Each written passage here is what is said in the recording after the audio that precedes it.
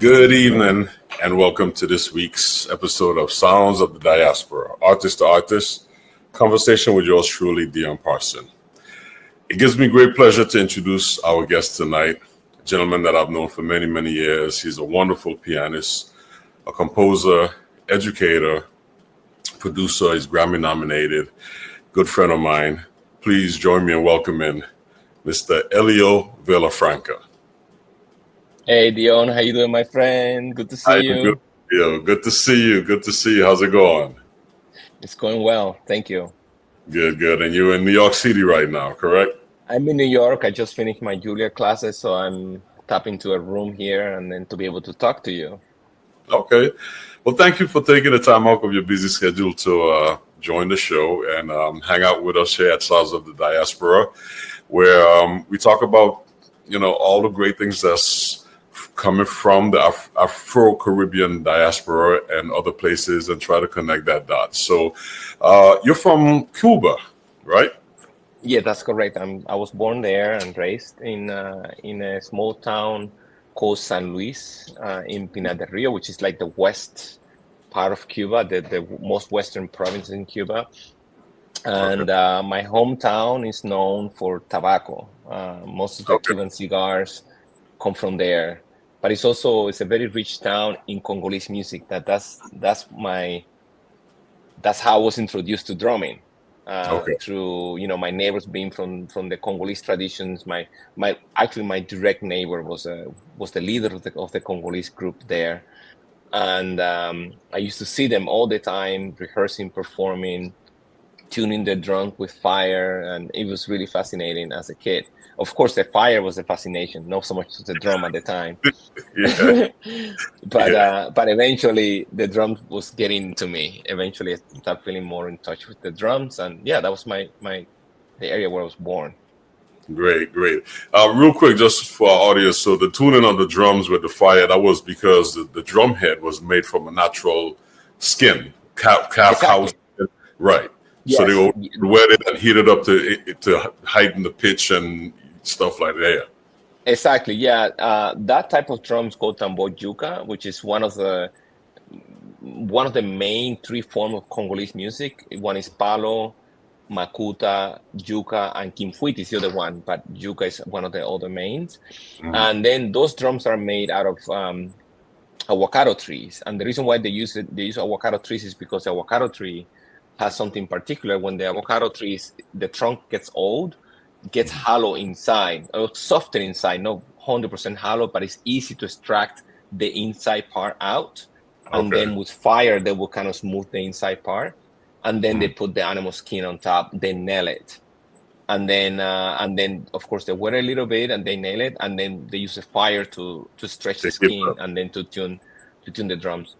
And as a matter of fact, those drums are considered the first drum ever played in Cuba. Because those drums are not religious; they're secular drums, and then the confection of the drums is so easy because basically it's a trunk, and then you nail a skin on it, and then you tune it with fire. I mean, it can't get any easier than that.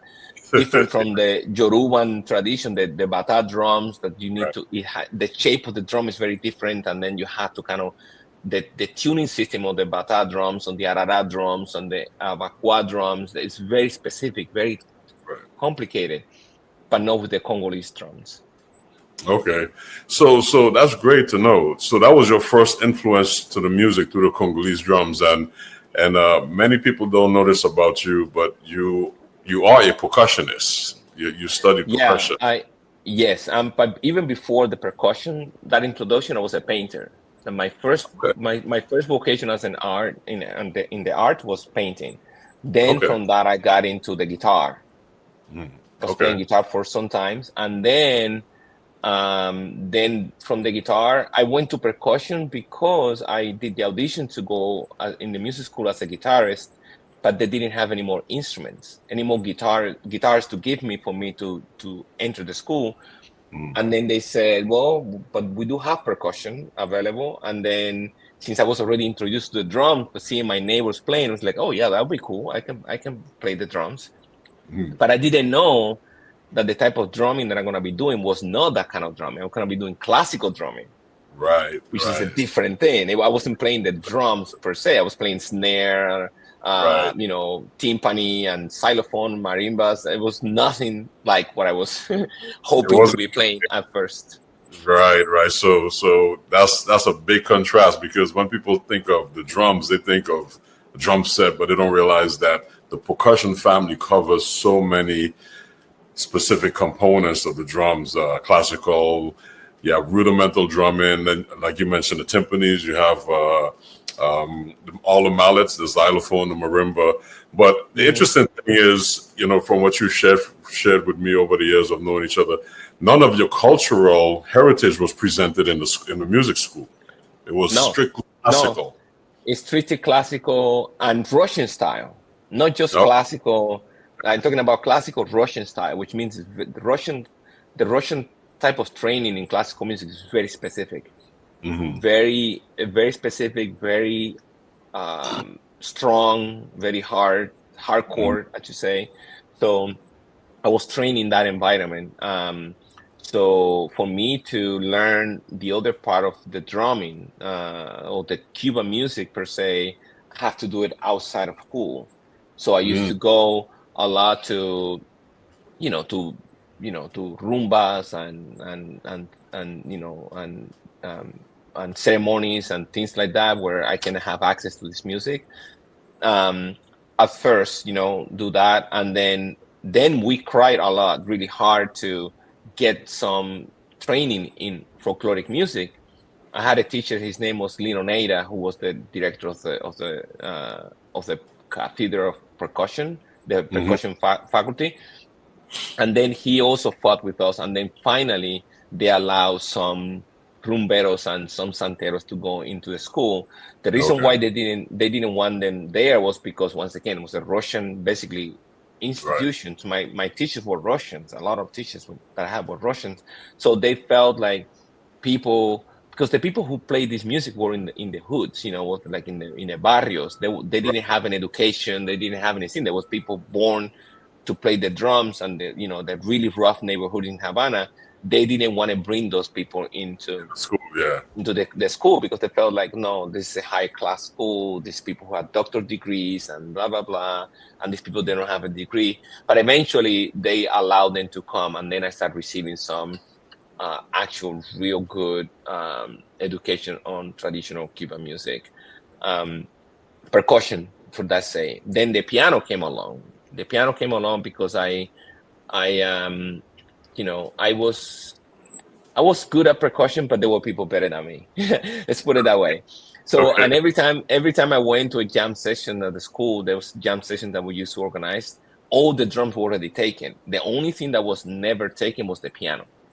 Oh, okay. Because nobody knew how to play jazz or popular music, or in a jam situation, because everybody was training classical music. Nobody knew how to do it. And then I didn't even know how to do it either, but I was interested in, and I was jumping to the piano, started kind of like trying to do something.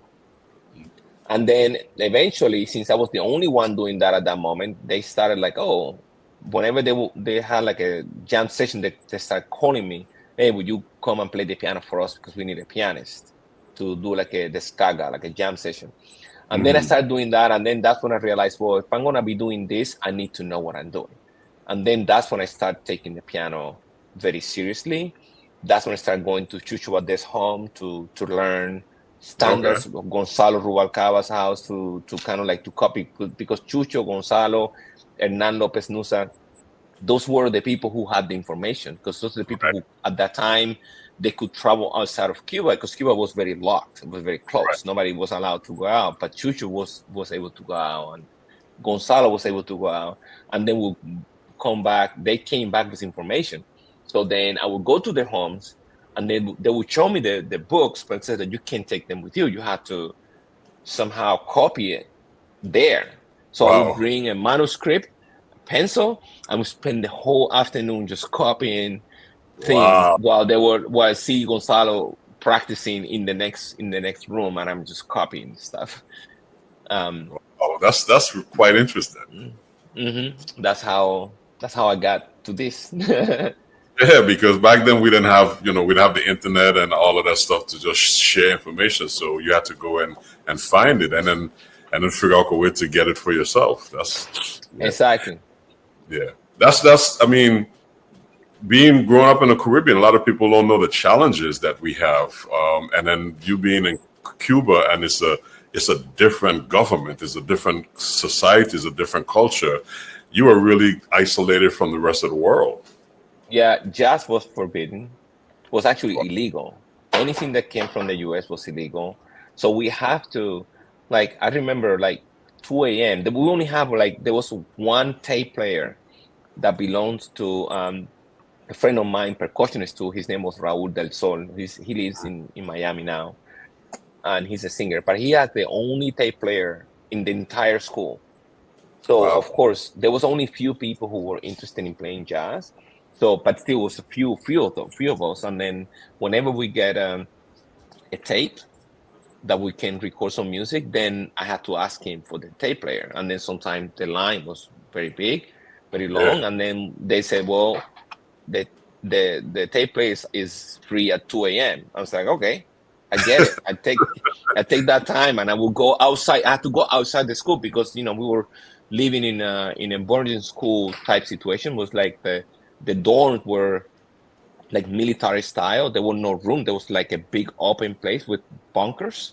Oh, and okay. then, of course, like you couldn't really listen to music there because you're going to be waking everybody up. So I will have to go outside of the dorm, go outside of the school where it was an outlet.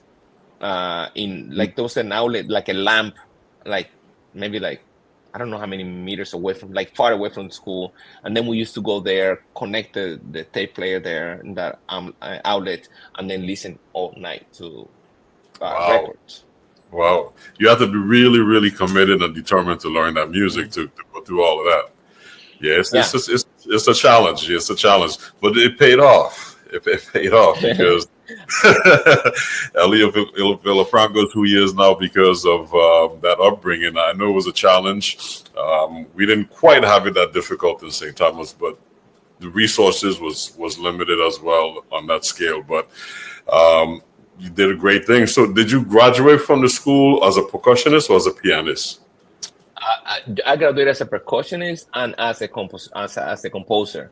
But in the education of Russian training system, when you enter the career as a composer, you have to play a very good piano. So basically, they teach you at the same level that they train the pianist to the same level. I had to play Rachmaninoff, Prokofiev, Stravinsky. I had to play all the bigger pieces that everybody else was doing, because in a Russian type of training, not only they train you to be a composer, you have to be a pianist and you have to be a conductor, an orchestra conductor, because in a Russian style, you're thinking about Stravinsky and Prokofiev. They were all composers, but they were great pianists and they were conductors. So that's the mindset. They was all together. So my training as a pianist, I didn't get a paper as a degree, but the training was as high as any other pianist training. But I didn't get the paper necessarily because I started as a percussion when for you to get the paper, you have to start like 6 years old or something in that vein. But I started in percussion, and then I went to composition, and then the piano was what I was doing anyway. Right. That was my career. Basically, even though I was doing percussion, but I was just have my own jazz group. I was playing with all the bands as a pianist. After what I mentioned, after the jam session, was doing the jam session, then word of mouth, they started commenting, oh, this is another pianist and then people started coming to the school looking for me to join the band as a pianist. And then that's how I started playing with Carlos Varela for 8 years as a pianist, because he came and found me. It's like, and then that's how, Interesting story. So when did you transition to America? How did that happen? 1995. I was just graduated from school, and I was teaching at the university because ironically, they didn't like when I was, doing jazz. They, had to do it hiding, right? But then Americans start coming to Cuba to learn Cuban music, learn popular Cuban music or Latin jazz. And the school, since it was a classical school of music, they didn't have anyone to actually teach those courses. Okay. Then they knew that I was doing that already on the street. They knew it, but they didn't tell me anything, but they knew it. And then they asked me, would you be able to teach some of those foreigners to, popular Cuban music and jazz and things like that? I said yes. And then eventually when I graduated, they kept me as a, teacher for, harmonic courses and then shortly after that, I came to the US in 1995. Okay, nice. So you was teaching there already. You're still teaching now. That's a main staple of what you do still, on top of you playing and touring. And how do you juggle all of that? Where are you teaching now? Right now, I'm fortunate. I mean, I'm teaching one of the most leading, best university of music that there is in this country. I mean, Juilliard School, Manhattan School of Music, Princeton University, and Temple University. Okay. Yeah, and how I juggle, I guess luck, because I had to, every day I had to be in one of those conservatories. Sometimes some days I had to be in two conservatories at the same time, Wow. one after the other. I mean, and then when I booked my tourings, I try to book them in times when there's not a lot of conflict, like when there's like the spring breaks and at the end of the year, like I try to not to affect my students too much. And then eventually, if that happens, then they allow me to bring a sub, and then I get a sub, and then yeah. Okay. So are you teaching now? Are you teaching ensembles? You're still doing the Latin? I teach everything. Yeah, I teach ensembles. In every school that I am, I teach ensembles. And then I also have private piano lessons. I also do improvisational classes, improv. Okay. And then I also do courses in composition, and then I also do courses on music history. Now, the music history that I teach is different than the classical music history. I created a course called Roots, Music, Rhythms, and Dance of the Americas, where I take the students on a journey throughout many of the countries on the Caribbean and South America, Central America and South America, where I expose them to all the diaspora of all the Afro diaspora in every single of those countries. Like, for example, in the Caribbean, I do like Cuba, Puerto Rico, Dominican Republic, Haiti, like few different things in less and Antillers, and then in the Central America, I do Panama and Belize and Honduras, and then in South America I do Venezuela, Ecuador, Peru, Colombia, Brazil. Yeah. One of the things I admire about you is that, you're mentioning teaching the music from these different places throughout the Caribbean and Central America and South America. You've actually been to many of these places and studied all of the places that I taught. I've been there. You've been there. That's one of my passions. I like when I talked about a country, I like to have experienced the country myself. Right. And because I don't like to talk about something. I remember when I was doing Cinque, which was about 5 different nations like Cuba, Puerto Rico, Dominican Republic, Jamaica, and Haiti. Haiti was the only one that I haven't been when I was doing Cinque. And I actually got on a trip, and I went to Haiti and spent there like 2 weeks. And I did a whole series of documentary, like filming. I went to all kinds of ceremonies, like voodoo ceremonies, Brada ceremonies, Congo ceremonies. I went to all of that because I wanted to experience myself, the country, and it's just such a different thing. Like, because when I write the music, I want to write it from a very genuine place, not Right. to write from hypothetical, Right. you know.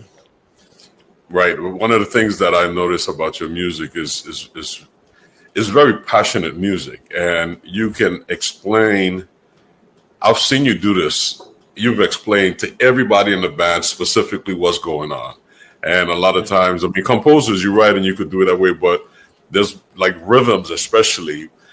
I've heard your music where there's like 3 different rhythms going on at the same time, and it doesn't sound like it's connected, but then it is connected when it's done right. And I've seen you and heard you explain it in that way, and there's a level of rhythmic complexity that you have, but when you combine it, it's so simple.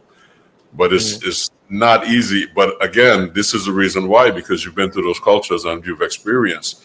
I've heard many jazz musicians talk about rhythms from the Caribbean and how they are not well versed in it. Like, I don't know what's happening in the Caribbean because you guys do this and you guys do this and you guys do this. But a lot of the rhythms are the same, but they're just being presented in different ways on different islands.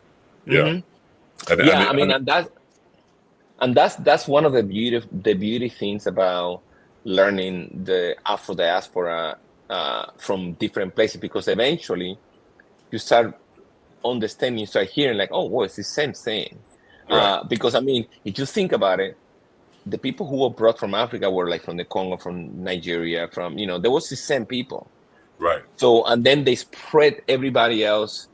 They spread everybody all over the place. But the seed, it's almost like you bring seeds and you just spread the seeds in different countries. But then the plant will come up, right? But then it's the same plant, but maybe some variations here and there because the weather there is different or because the soil is a little bit different. But the seed, the root of the plant is still the same. Right. And when you listen to bomba and plena bomba from Puerto Rico and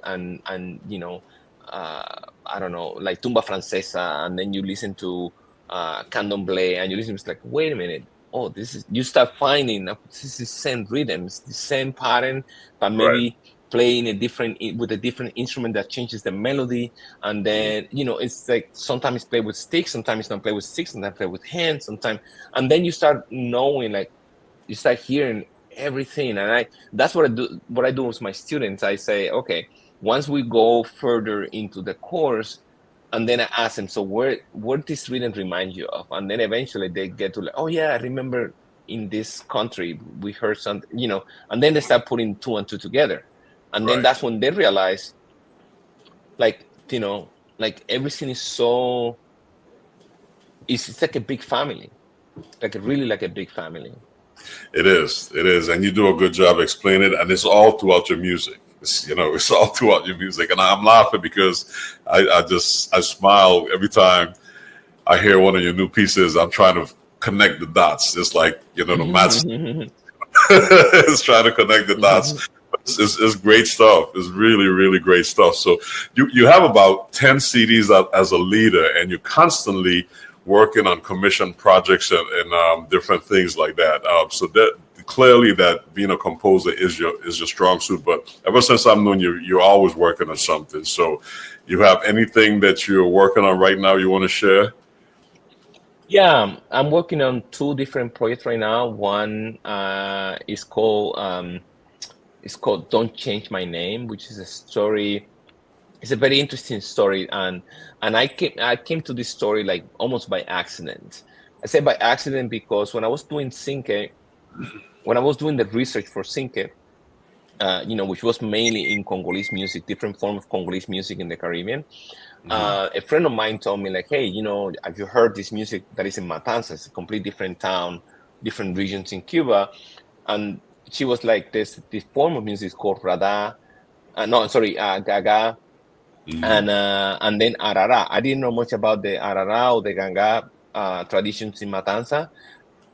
I knew a little bit about it by name and references, but I never really studied it. I was like, yeah, I will go to Matanzas and study the music. I went to Matanzas in the same research project that I was doing, and then I documented that music. Okay, I store it, because I thought like eventually I would do something, but I was just involved in Cinque. So many years later passed, and then I was offered to go to Australia to do like a concert. I've already been there doing Cinque, but they said to me, we want you to come back, but you already did Cinque, you have something similar or different. And I said, oh yeah, I can write a piece with this music, Arara music. So then I went back to my records, I uncovered the search, the research, and then I started working on the music. And then I normally, before I do anything, I like to read. I go to my books, literature. I like to read about it. I like to submerge myself in the culture, because often I like to find a story to tell. I don't really write music just to write music. I like to find a story and let the music be the music, and use the music to tell that story. Right. So then I was just looking through my books, and then I found this book. It's called Florentina, the Dahomenian Princess. So Dahomey is the town where the Arara came from. So I thought, okay, this is going to be about Arara, because Dahomey is from the town. It's probably going to be, let me read this book, and start reading the book. And then I realized that the book was about this lady. Her name was Florentina in Cuba. But I learned that she was brought to Cuba as slave when she was 15 years of age. So, and then I got very intrigued. And then I started reading, investigating. And then I realized that she had 3 names through her career. One is her first name was Toloño. The second name was Nategue when they married her at 15 years of age with the king in Dahomey. And then I think the name of the king was Getsu. And then the last name, once she was brought to Cuba as slave, they branded her, with the iron that they used to do with the enslaved people. And then they renamed it as Florentina. That's the reason why my suite is called Don't Change My Name. Right. Because it's just kind of like, it tells the story of Florentina, like young, like a little bit as an adult, and then just as an older person. And then this project I use the same ensemble that I use for the Cinque project, which is like 5 horns, rhythm section, 2 percussionists, 10 people basically. And then, but I decided to add a choir. Like a classical choir. And then that's what, I just came from Cuba, because I wanted the choir to be from Cuba, because the choir has a lot of information rooted in Arara music, in the Afro diaspora music. And I found like doing it in America, it would have been a bit more complex, because I had to explain the choir, the rhythms, and and they had to clap rhythms sometimes. And I felt like, I better go to Cuba to do this. and then I went to Cuba, and then I found this really great choir. And then actually I created a choir for this particular project. And then that's what this big project is. And then the other project that I'm doing is called Tres Aguas, which I presented at Jazz Lincoln Center with the Jazz Lincoln Center Orchestra with Winter Marsalis. And this one, Tres Aguas, is also another suite that is inspired by dancing. It's inspired by the rhythm that the dancers create when they dance on the floor, the rhythm that creates on the floor. And and then it's called Tres Aguas because it's almost like talked about 3 different waters or streams of music that are present in jazz and present in. And then, of course, I talked about flamenco music. I talked about, New Orleans tap dancing music. And also talked about like Afro-Peruvian music that has a form of dance similar to the New Orleans tap dancing. And then also talks about Afro-Cuban music for Yoruban, and then other dances from the eastern part of Cuba, Oriente, is called Baile de la Chancleta, which is they dance with the wooden sandals and then they create rhythms in the floor. And then so the suite is all around it's inspired by those rhythms that dancers creates. Nice. That's great because like I said, you're constantly working on a project, and it's quite interesting for audience to understand the person behind the music, because you're a thinker, and I like that. It's nonstop. It's nonstop. Well, you know, we've been talking about your music and all the CDs that you've put up and all the wonderful stuff you've written. Let's check out some of your music. I think we have up front a composition you wrote, Ogeres Cha. Mm-hmm. And you want to tell us briefly? Yeah. Ogeres Cha, it was actually it's from my first album. And when I came here, I was already thinking and having this thing that how come, Latin musicians are not too integrated with the jazz musicians. I mean, when I came here in '95, there was like a big division, at least in Philadelphia. Like they would see me, I was like, "Oh, you play salsa," you know. But they would not consider like, "Oh, I can play a little bit of jazz too. I can play something that is not just salsa." So my first album was kind of like, okay, well, my first album is gonna be something related to my roots, but then after that, I'm just gonna go in the direction that I want to go. So Ogeres Cha is a melody based on a lullaby. Like an African lullaby. Mm-hmm. And then the voice that you're gonna hear is Pedrito Martinez, who sang the lullaby, and then with the ensemble is with Terell Stafford and Dafnis Prieto and Pedrito and Chembo on percussion, Jane Bunet on saxophone, Carlos Enrique on bass. It was one of the first time I collaborated with Carlos Enriquez. And and some of the albums also, Pat Martino, guitarist, is also featured in some of, not in this song, but in some of the tracks. Pat Martino's on it. Nice. Okay. Ogeres Cha.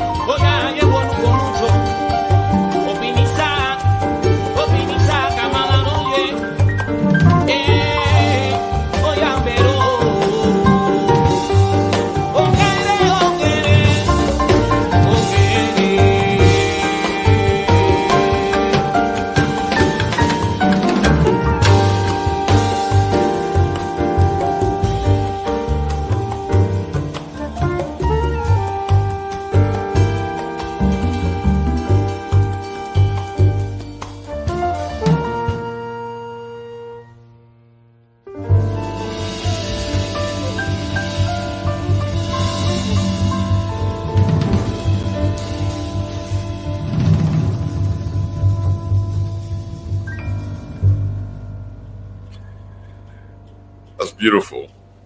Thank you. So that's Pedrito. Now, did Pedrito go to school with you, or he's younger than you? Pedrito, I met Pedrito here.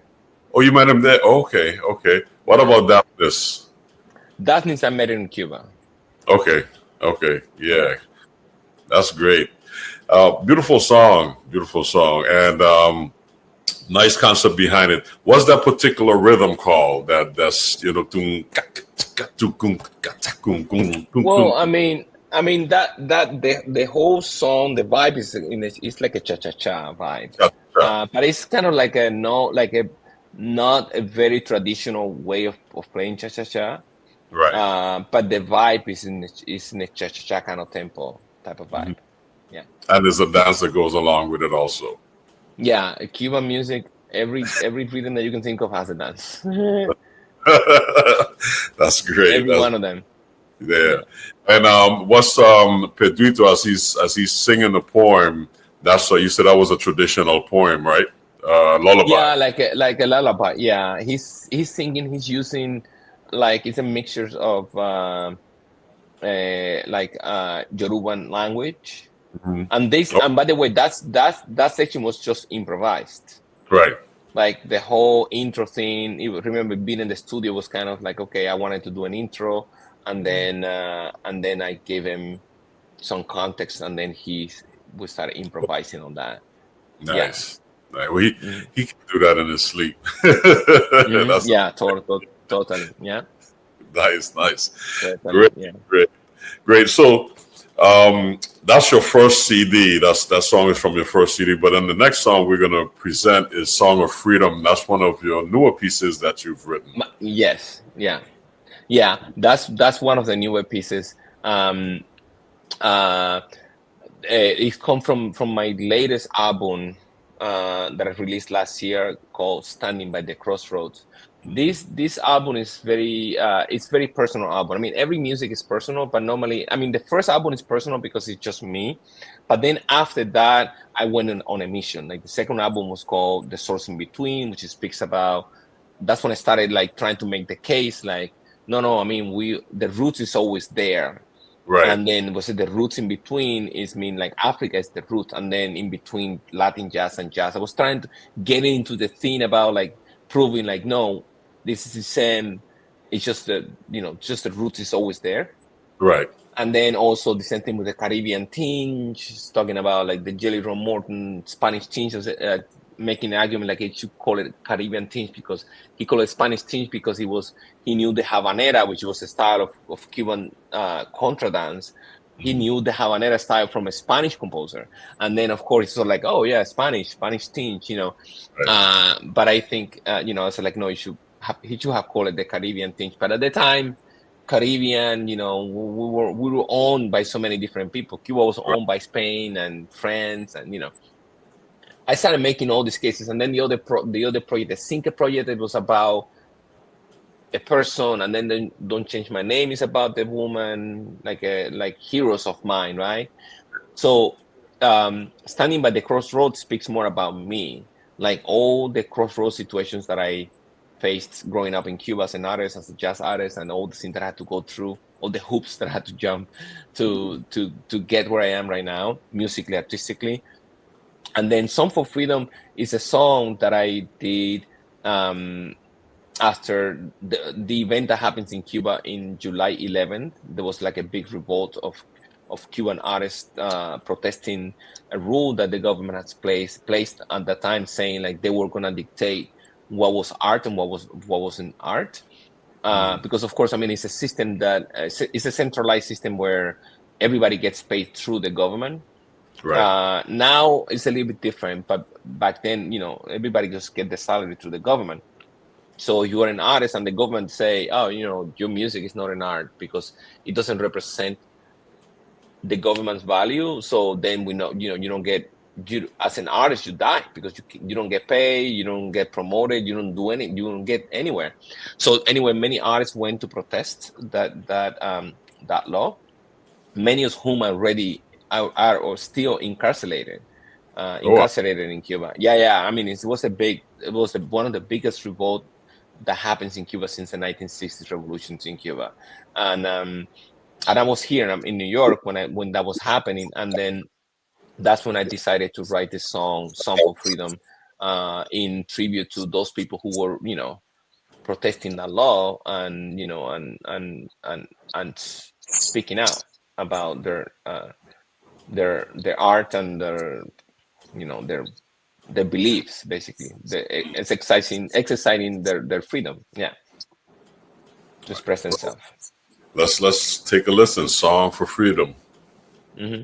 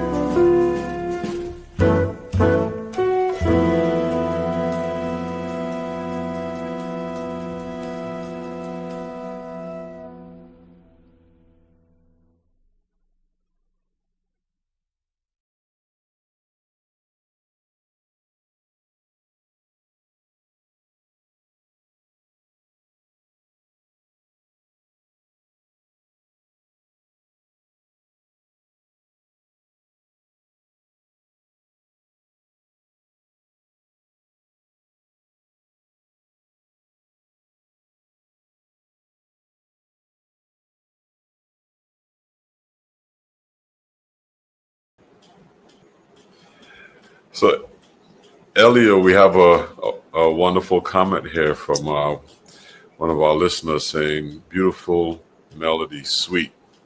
Thank you. Yeah. Yes, standing by the crossroads. So, I mean, it doesn't sound like it's just it's a very beautiful piece, straight paying homage to the musicians that were incarcerated and was protesting against their right. But I can hear the beauty in it, and it's a waltz. It's more of it's like a traditional waltz. Yeah. Really nice. And some of those songs are something like a waltz. We grew up in the 60s, 70s hearing waltz. It's so simple, but it's not easy to play. No. It's not easy to play at all. So, but that's great. So folks can check that out. Song for Freedom. I want to continue with HBC. HBC is what does HBC stand for? It's called Havana Blues Chronicle. Okay. Havana Blues Chronicle is basically a piece that it once again is part of this album called Standing by the Crossroads, and once again it speaks about my trajectory as an artist, growing up in. So that was the moment when in this story that I'm trying to tell, that's the moment when I went from growing up in San Luis, a small town where the Congolese people are, the tobacco land and all this stuff, growing up, moving from there into Havana, which was it's the biggest city, it's the capital of Cuba. It's almost like going to New York for me. It was kind of like very stimulating. Everything collided. Like religion collided for me, politics, music, everything was collided in all at once. And this piece, Havana Blues Chronicle, is kind of like it's almost like me trying to explain how it felt for me getting to Havana and being in a city that has so much stuff going on at once. At the end of the song, you hear this abacuas chant in the middle of the thing. It's just like that. It's just kind of like all these things happening at the same time. Going on at the same time. Yeah. Okay. Well, let's check it out. HBC, Havana Blues Chronicles.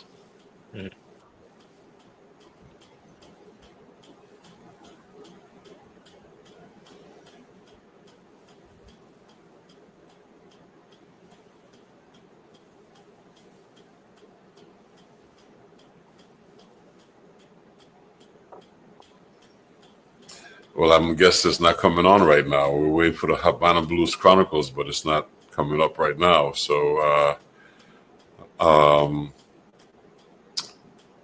well, while we're waiting for that, so this is part of your last project, correct? The last CD that came out, Song for Freedom. Yeah, Song for Freedom and Havana Blues Chronicle are part of my last project, Standing by the Crossroads, which is almost like a project that is not the music is not in chronological order, but it is kind of tell different stories about my upbringing in Cuba. As a matter of fact, for this project I also wrote a book. And the book is called Havana Blues Mosaic, because I call it mosaic because it's almost like a different stories that I put out, like growing up, different stories that shaped me as an artist that I am right now. And then the music goes along with those stories. So the book, if you read in the book, every story is represented by the music that that I use in the album. Great. Now, how many songs do you have on the album? It's a double album. It's 12 songs. 12 songs? Okay. And who's the personnel on that album? The lineup is Vincent Herring on alto saxophone, Freddie Hendricks on trumpet, Dana Stephen on tenor saxophone and bass clarinet, Edward Perez on bass, Domo Branch on drums, Mauricio Herrera on percussion, also Jonathan Troncoso on percussion, and then also Jonathan Kreisberg on guitar. And Cecile Lawrence actually is the guest artist that she sings in a song there, and also Mark Vilasek is another singer who also sang in another song. Okay, good, great. Well, let's check this out. HBC, Havana Blues Chronicles. Chronicle, yeah.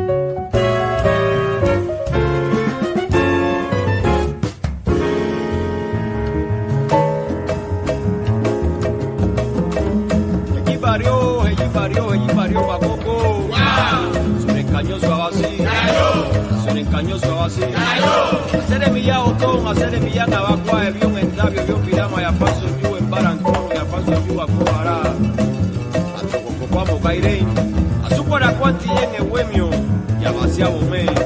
Hacer el grupo robón, indio bon, enteñe, no bon, mañana, no bon, boneco, hacer el mañocumba, coro. Pinar que de guay aquí, y can y pío, rorona, cubo. Barroco, muña, vía, buena pompón, aguana pompón, temio, si guatereño, si lo hagan avión. Yamba mayimba conre que de guapo, nambere que de guamomi, que de guani tongo, si cane con llene mi baibo. Hacer el grupo de que de guama, si va a tal sentirá a fondo, va a cuara mina, moco, erupia, fondo. Rayo hacen canima, clica, motal y a fondo, el coñón ya si gama. Hacer el mutanga, el foro, ro, anglón, chambeo, aguanangovia, ñaña, guarumia, mani, va, rompe, a vacina, nombre. Lorie que de guapo, nambere, rompe, agua, baroco, boco, beba. Pero wema pa bongo, el mumio, muñeca, ñongo, carabalí, mañón. Bongo, cano, el guacue. En tu me quiñongo, munanta, iro, bongo, el hombre, munancavia, efi, acuaramina, bibi. Bongo, cocoricó, tafia. Atevere, agua, el hombre, atevere, bongo, masiva, bongo, el hombre. That's a fun one. It's busy. Mm-hmm. Yeah, but all of those rhythms, like you said, the abaquah at the end is just laying on top of, the book.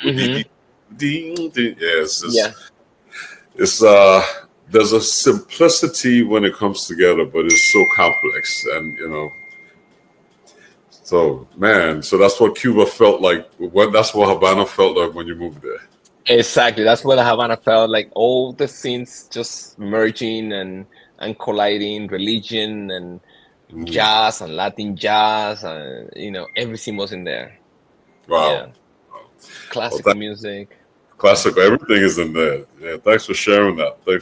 We have time for one more. I just want to jump into this song and play it for our audience, and then you could give a brief description after, because we're pushing our limit here, but I really want the audience to hear this. So the fourth one is Panel de Abejas. Mm-hmm. Yeah, Panel de Abejas is a beautiful way to end, because that's about my grandmother. Oh. Yeah, Panel de Abejas is about my grandmother. I in that piece I talked about how my grandmother was the queen of my household, like which was like the honeycomb, and then my grandmother was the queen of my family. And then once my grandmother died, then my house become like rocket. Like I compare it to Panal de Abejas to the honeycomb, right? Because when the queens die, then the honeycomb just dies too, because the sole purpose of those is to serve the queen, right? So that's exactly the same thing that happened with my grandmother when she passed away. Then there was a lot of inside fight between my family. Then my grandfather died. Then it became like really we were not unified anymore. Wow. And then so this piece is that, and of course since it's called Panal de Abejas, it has this motif between the horns that is simulating the beats, the buzz of the bees, right? Like yeah. Okay, well, let's check it out.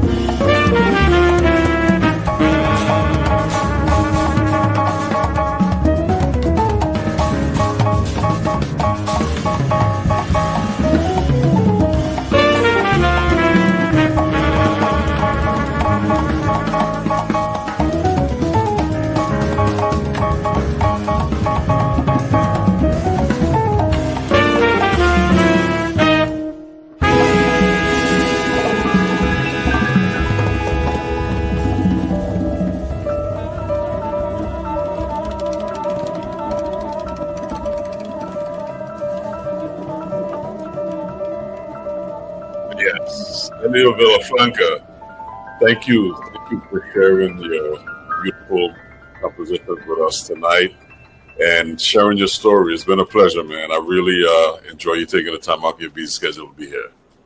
Thank you so much for inviting me, and I had a really wonderful time talking to you and listening again my music, because I don't get to listen too much of it. I record it and then I just move on. So it's nice to listen back again. Thank you so much. All right. Well, you have so many other CDs and great stories. We definitely will love to have you back and share some more of your music with us. So, anytime, my friend. Anytime. Continued success to you, my brother. Take care. You. And I see you in Ireland. Yes, sir. Yes, sir. That was Elio Villafranca joining us tonight. And we thank him for all the wonderful music he shared. Join us next week as we bring to you another wonderful guest, another great pianist, a gentleman by the name of Mr. Carlton Holmes. He will be sharing his story, his music with you as we continue to explore the sounds of the diaspora with Dion Parson. That's me. You take care. Have a wonderful evening. And see you next week. Take care.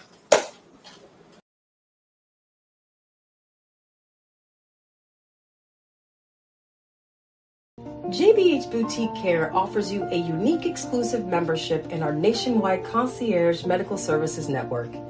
Hi everyone, I'm Dr. Judine Bontemps-Hill. I'm double board certified in family and obesity medicine. We pair exclusive personalized care with accessibility and convenience. A better way for you to receive immediate quality medical care. Whether at our main Orlando, Florida office, traveling across the U.S. or visiting the States, we bring you the best medical care without waiting for an appointment. Become a member today by calling 407-234-5282 or visit us online at jbhmeg1.com. JBH Boutique Care is proud to sponsor Sounds of the Diaspora, music and conversations with artists, and host Dion Parson every Tuesday, 7 p.m. Eastern Standard Time, right here on Source TV Radio Network, WTSN, Washington, D.C.